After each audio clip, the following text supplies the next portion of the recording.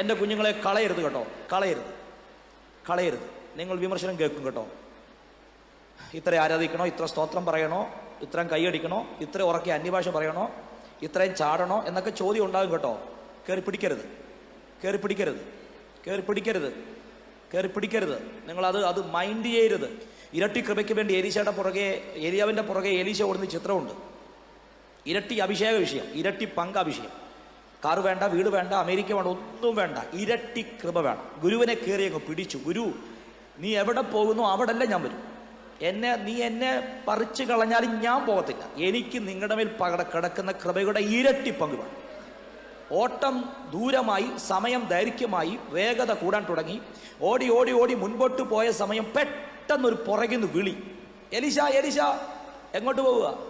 തിരിഞ്ഞു നോക്കിയപ്പോൾ പ്രവാചകന്റെ ശിഷ്യന്മാർ, അർത്ഥാൽ കൂടെ പഠിക്കുന്നവർ, ഒരേ സ്കൂളിൽ, ഒരേ ബെഞ്ചിൽ, ഒരേ സ്ഥലത്ത് താമസിക്കുന്നവർ, നാട്ടുകാരുമല്ല, ഒരേ സ്ഥലത്ത്, ഒരേ ബെഞ്ചിൽ. മൈ ഗാഡ്, അവർ പറയുക, എലീശ നീ എങ്ങോട്ടാ പോകുന്നേ? എലീശ പറയുന്നു, ഞാൻ ഇരട്ടി കൃപയ്ക്ക് വേണ്ടി പോവുക. എൻ്റെ പൊന്നെ എലീശ, ഏലിയ വന്ന മനുഷ്യൻ യോർദാൻ കടന്ന്, ഗിൽഗാല് കടന്ന്, അദ്ദേഹം എടുക്കപ്പെടും, നീ കൈവിടപ്പെട്ടു പോകും.